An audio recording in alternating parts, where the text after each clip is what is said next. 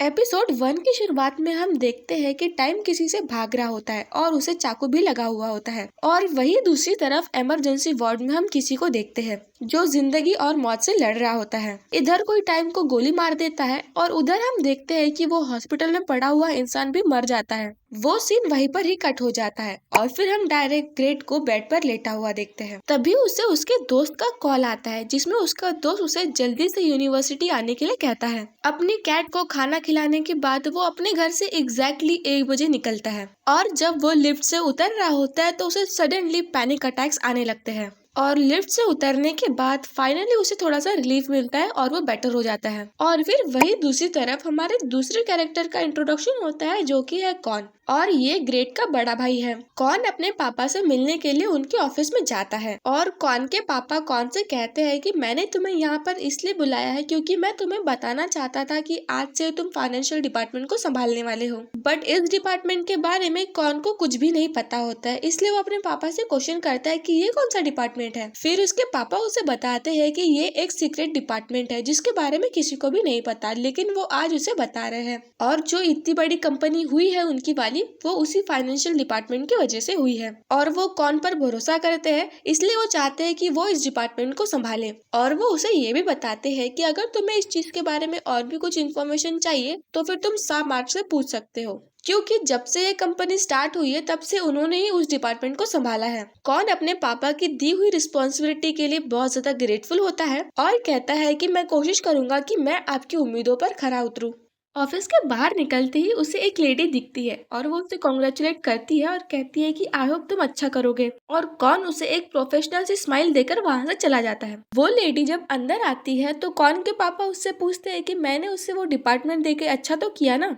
और वो लेडी कहती है कि हाँ आपने बहुत अच्छा किया, मुझे लगता है कि वो संभाल लेगा सारी चीजों को। और वही दूसरी तरफ हम ग्रेट को देखते हैं जो अच्छे से मजे में लाउड म्यूजिक सुनते हुए कार चलाते हुए जा रहा होता है यूनिवर्सिटी में। बट तभी उसे उसके दोस्त का कॉल आता है और वो उससे कहता है कि मैं अपना कैलकुलेटर भूल गया हूँ, क्या तुमने कैलकुलेटर लाया है एक्स्ट्रा। ग्रेट कहता है कि तुम्हारे लिए तो पता नहीं, लेकिन मैं मेरे लिए अपना बैकअप जरूर चेक कर लेता हूँ। फिर जब वो कार में कैलकुलेटर देखता है तो उसे कैलकुलेटर नहीं मिलता और फिर वो अपने दोस्त से कहता है कि अरे यार ये सब छोड़ो, एक तो पहले मुझे बहुत ज्यादा लेट हो रहा है। और फिर वो एकदम स्पीडली कार चलाने लगता है। तभी उसके दोस्त का फिर से कॉल आता है और वो ग्रेट से कहता है कि अरे यार कॉलेज में भी कोई भी कैलकुलेटर नहीं दे रहा है, अब हम क्या करेंगे। और उसका ध्यान इसी फोन कॉलिंग में होने की वजह से वो किसी का एक्सीडेंट कर देता है। और जब वो कार से उतर के देखता है तो वो लेडी दर्द से तड़प रही होती है, बट डर के मारे वो उस लेडी को वहीं पर तड़पता हुआ छोड़कर वहां से भाग जाता है। बट तभी सडनली उसके हार्ट में जोर से पेन होने लगता है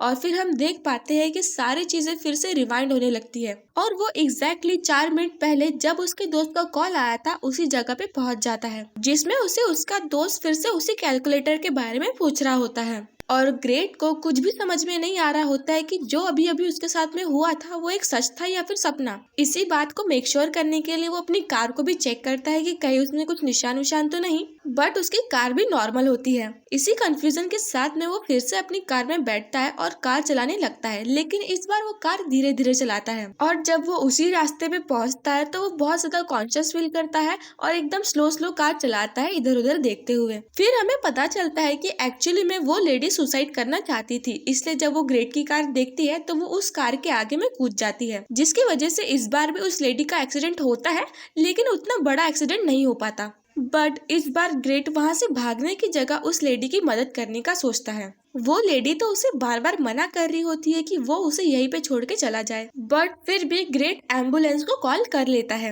एम्बुलेंस उस लेडी को लेकर जाती है और पुलिस भी ग्रेट से इन्वेस्टिगेशन करती है। फिर हम हॉस्पिटल का सीन देखते हैं जिसमें एक और कैरेक्टर इंट्रोड्यूस होता है जिसका नाम है डेन। तभी हॉस्पिटल में उसी लेडी को लाया जाता है जिसका एक्सीडेंट हुआ था। उस लेडी का इमरजेंसी केस टाइम और डेन को हैंडल करने के लिए मिला होता है। वो लेडी डॉक्टर टाइम को कन्विंस करने की कोशिश करती है कि उसके पास पैसे नहीं है, इसलिए वो लोग प्लीज उसका ऑपरेशन ना करें।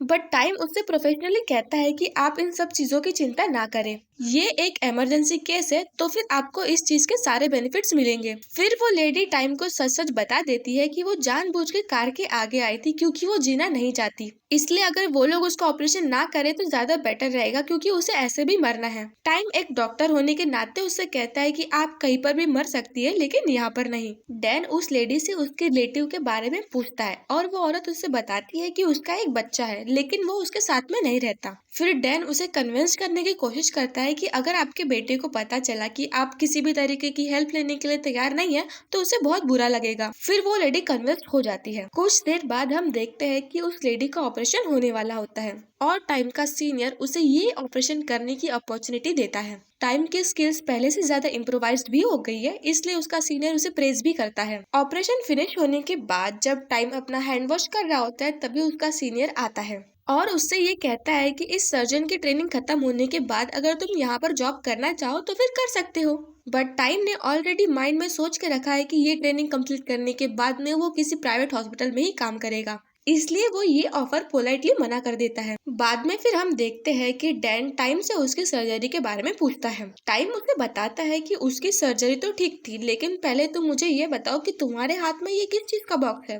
डैन उसे जवाब में कहता है कि ये एक बहुत बड़ा सीक्रेट है जो कि मैं सिर्फ तुम्हें बता रहा हूँ। इस बॉक्स के अंदर में एक मेरी बहुत इम्पोर्टेंट रिसर्च है। मैं रिसर्च कर रहा हूँ कि जब लोगों को कार्डियक अरेस्ट आता है तो उसके पहले उन लोगों को कैसा फील होता है, और देखना जब मेरी ये रिसर्च कंप्लीट हो जाएगी ना तो ये रिसर्च इंटरनेशनली बहुत बिकेगी।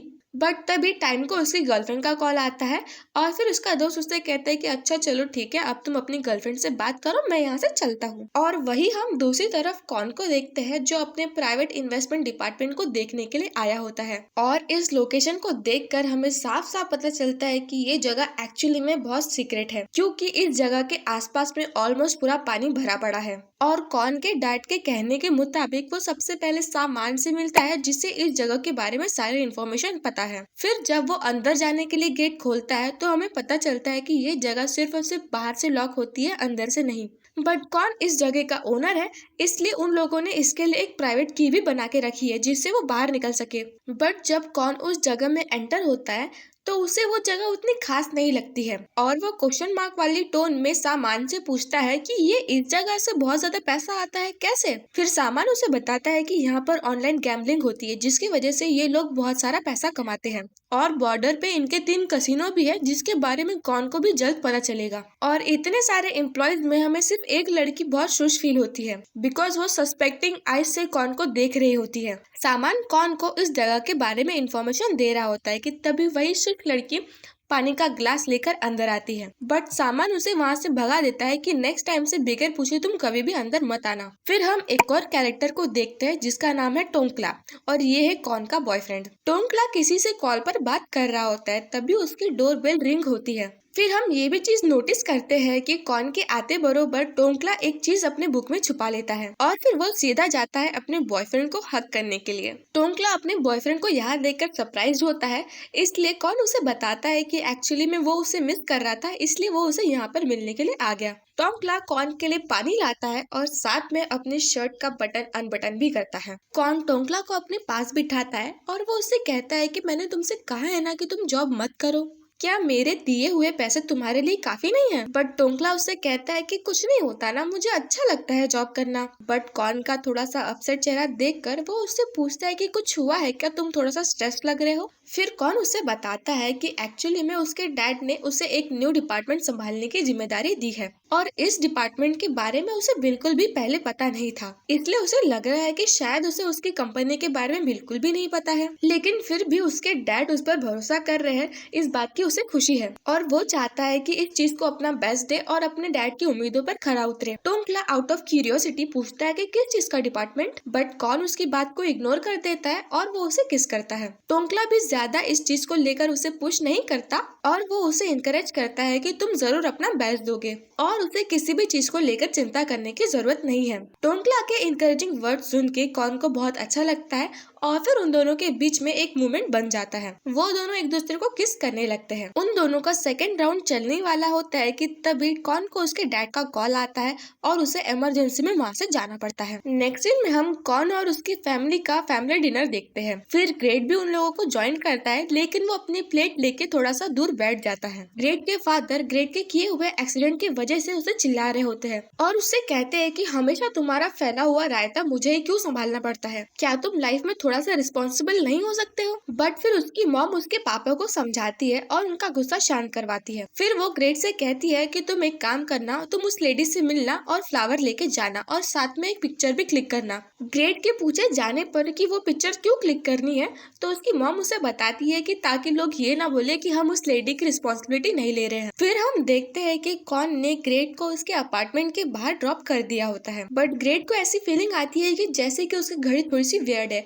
इसलिए वो सीधा जाता है कॉर्न के पास और उसकी घड़ी देखता है। फिर ग्रेट उसे एक्सप्लेन करता है और कहता है कि कुछ नहीं, बस मुझे लगा कि मेरी घड़ी थोड़ी सी वियर्ड है। फिर वो वहीं पे सिगरेट पीते हुए बैठ जाता है, बट कार पार्क करके कॉर्न उसके पास आता है और उससे वो सिगरेट छीन लेता है और कहता है कि तुम्हें सिगरेट बिल्कुल भी नहीं पीनी चाहिए। ग्रेट फिर से अपना फोन और घड़ी चेक करता है और उससे बताता है कि पता नहीं क्यों, लेकिन मुझे आज का दिन बहुत ज्यादा वियर्ड लग रहा है। जब एक्सीडेंट हुआ था तभी भी मेरी घड़ी एकदम वियर्ड हो गई थी, और उस एक्सीडेंट होने के पहले ही मुझे उसके विजुअल्स आने लग गए थे और मुझे पता चल गया था कि एक्सीडेंट होने वाला है। और ये बात सुन के कौन थोड़ा सा सरप्राइज हो जाता है और ये कहता है कि क्या तुम्हें पहले से पता था कि ये एक्सीडेंट होने वाला है। और ये बात सुन के उसे उसके भाई की थोड़ी सी चिंता होने लगती है और वो उससे कहता है कि मुझे लगता है कि तुम्हें टाइम पर सोना चाहिए। बट ग्रेट अपने डिफेंस में कहता है कि मैं मजाक नहीं कर रहा हूँ, सच में मेरे साथ ऐसा हुआ था। बट कौन भी उसकी बात को थोड़ा अंडरस्टैंडिंग वे में लेता है और कहता है कि मुझे पता है, लेकिन मैं बस तुमसे ये कहना चाहता हूँ कि हो सकता है कि तुम बहुत ज्यादा स्ट्रेस्ड हो,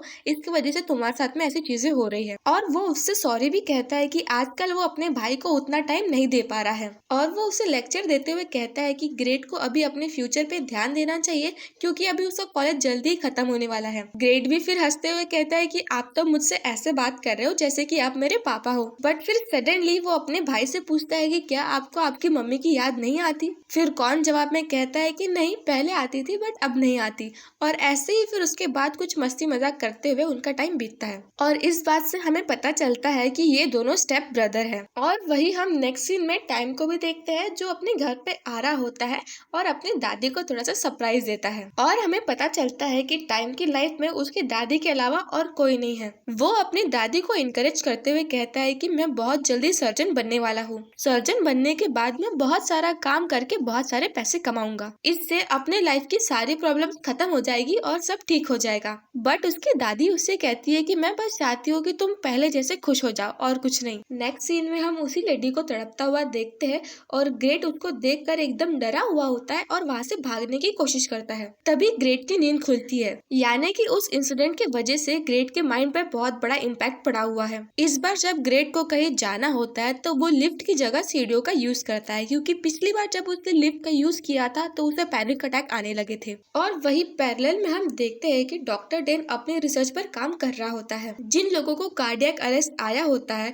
उसके पहले उनको कैसा फील हुआ था, ये सारी चीजों के बारे में वो उन लोगों से पूछ रहा होता है। इधर ग्रेट भी फ्लावर लेके उस आंटी से मिलने के लिए आया होता है, लेकिन जब वो लिफ्ट से बाहर आता है तो उसे इस बार कुछ भी फील नहीं होता। ग्रेट काउंटर पे उसी लेडी के बारे में पूछता है कि वो किस रूम में होगी। तभी उसकी नजर काउंटर पे रखे हुए टाइम पर भी जाती है, जिसमें 1:10 हो रहा होता है। वो उस लेडी से मिलने के लिए रूम नंबर 4 में जाता है और वहाँ पर उनके लिए फ्लावर्स रख देता है। वो फोटो खींचने के बारे में भी सोचता है, लेकिन उसे ये करना मुनासिब नहीं लगता, इसलिए वो वहाँ से जाने ही वाला होता है कि तभी वो आंटी उसे रोक लेती है। वो उससे उसकी उम्र के बारे में पूछती है। ग्रेट उसे अपनी उम्र 21 बताता है और वो आंटी कहती है कि मेरा बेटा भी लगभग तुम्हारी उम्र का है। और वो उससे कहती है कि तुम चिंता मत करो, मेरी वजह से तुम्हें जो भी प्रॉब्लम हुई है वो अब नहीं होगी। मैं पुलिस वालों को बता दूंगी कि मैं जानबूझ के तुम्हारी कार के आगे आई थी। लेकिन उनकी ऐसी हालत देखकर ग्रेट को बहुत ज्यादा गिल्टी फील हो रहा होता है, इसलिए वो वहाँ से जल्दी से चला जाता है। और जब वो वहाँ से निकल रहा होता है उस टाइम पे एग्जैक्टली 13:13 हो रहे होते हैं। जल्दी जल्दी में वो टाइम से टकराता है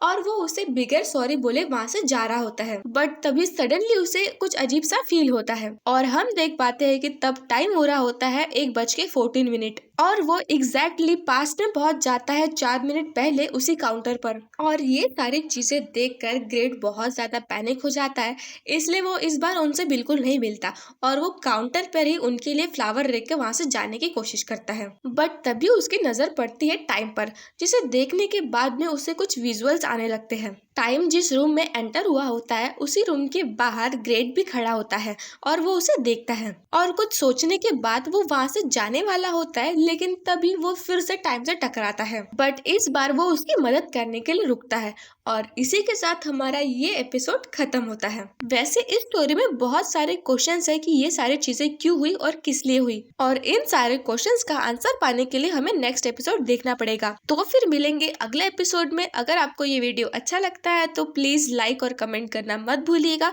और इस वीडियो के बारे में अपना ओपिनियन भी आप दे सकते हैं।